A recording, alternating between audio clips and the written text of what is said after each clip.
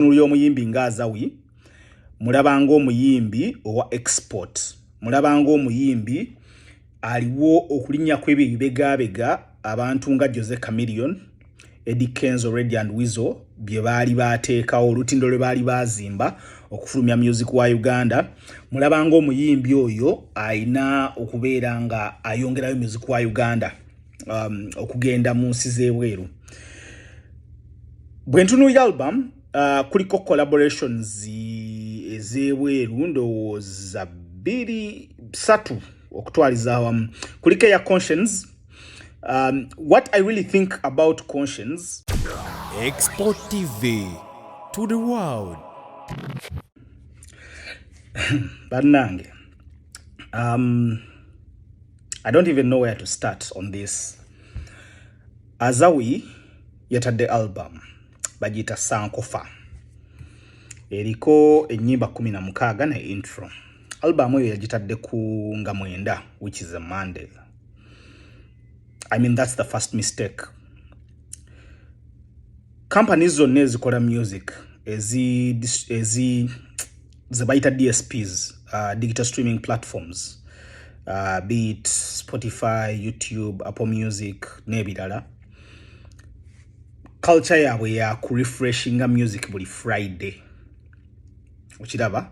So ba editors bakola music then ne bamuta ku Friday. So era Friday bagiyita New Music Friday. Nali subidde label nga Swangs Avenue okubanga emanye ebintu ebyo. But bagitadde ku Monday. So already ekyo kiji slowing down both in bachita batya mu algorithm n'ebirala. Kuba kati baba gibalanga egenda okufuluma Friday kyokka already yo yafulumye ebintu nga playlist covers n'ebintu ebifaanana bwe bityo biyinza omubeerera ebizibu oba oliawo okufuna. Kyakubiri ngovudde ku kyokuba nti bagitadde ku Monday ng'ate oba oliawo album yali badde efuluma Friday, because I understand bayagadde ku aligninga ne bagita batya Independence Day 9th October, but you see Uganda is a small market and I believe the bigger market eri bweru. Ate nga bwe ntunuulira omuyimbi nga Azawi, mulabanga omuyimbi owa export, mulabanga omuyimbi aliwo okulinnya kw'ebyo ebibegabega abantu nga Jose Chameleon, Eddie Kenzo, Red and Weasel bye baali bateekawo olutindo lwe baali bazimba okufulumya music wa Uganda. Mulabanga omuyimbi oyo ayina okubeera nga ayongerayo music wa Uganda okugenda mu nsi z'ebweru. Bwe ntunuulira album kuliko collaborations ez'ebweru ndowooza 2-3 okutwaliza awamu. Kuliko eya Conscience. What I really think about Conscience is Conscience muyimbi mukadde ate Azawi muyimbi mupya. Waliwo ekigambo ekigamba nti if you don't have Gen Z, bw'oba toyina bano abaana abato, then toyina future. So Conscience tayina future gyawa Azawi because audience ya Conscience already nkulu. Ekyo bw'okivaako n'ogenda ku Sauti Sol. Well, Sauti Sol, I think they are on the verge of splitting or something like that. But all I know is tebakyaliwamu nga kitole, so audience yaabwe nayo eri scattered a bit. Ndabawo Ben Soul waneno ku track number 9. I mean, Ben Soul is quite okay. But the question is this album for export? And if it is for export, what is the top track? Because now batambuza Conscience. As we are aware, across Africa, influence yaba Jamaica yakendeera with the introduction of Nigerians. So probably the best option would have been okukola n'omu Nigeria. To tap into new audiences, chikwetagisa either okubeera very creative in terms of marketing, oba chikwetagisa okucollaboratinga n'abantu abo abalina already those numbers, abali already those markets.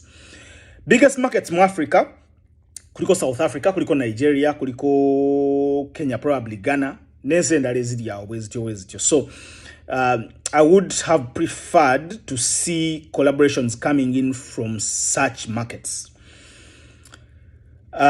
maybe that would be a better way okubeera nti omuyimbi waffe nga munnayuganda abeera asobola okuexportinga music we. Ekintu ekirala kyendabye nti rollout plan ya album. Ndabye by influencers banji, nalaba abagenda ku listening session, very good. Okola listening session is very, very good. But most of the influence is local. Influence eri mu Uganda. And we know Uganda, the culture ekyali ey'oku streaminga, okuwuliriza album omuyimbi asobola okugifunamu n'ebintu ebirala ebifaanana bwe bityo. So nalibadde nsuubira nti walibaddewo ko exposure album beyond our borders, beyond Uganda. Walibaddewo ze bayita out of home billboards na biki, nalisuubidde billboard Times Square, nalisuubidde billboard probably Nairobi, Lagos, Toronto, Canada. You know, those are the places where people really abagala consuming music, abali ready for new stuff. Yes, sente tozina ezigenda okola billboards ezo. I think with partnerships with kasto pitching amangu, kasto reaching out mangu, with companies like Spotify, companies like Apple Music, you know, companies wezityo already zina spaces zino in those different cities. So kiyinza okubeerera kyangu okutapinga into those opportunities singa oba reaching out ng'obudde bukyali. I didn't see that, guys. I didn't see that. First of all, album efulumirwa Monday. Atenga culture egamba albums zalibadde zifuluma ku Friday. Ne bwaba Burna Boy, ne bwaba Wizkid, ne bwaba Jay-Z, ne bwaba ani. All artists release music on Friday. So simanyi lwaki basazeewo okukola bwe batyo. But anyway, I think the reason why njogedde ku bino bigenda eri abayimbi abalala, si Azawi yekka, bigenda eri abayimbi abalala okulaba nga tusobola okutapinga mu opportunities zino. Tusobola okutapinga mu opportunities zino, tusobola okukola ebintu mu butuufu bwabyo, tusobola okukuza music wa Uganda. But otherwise, congratulations on the album.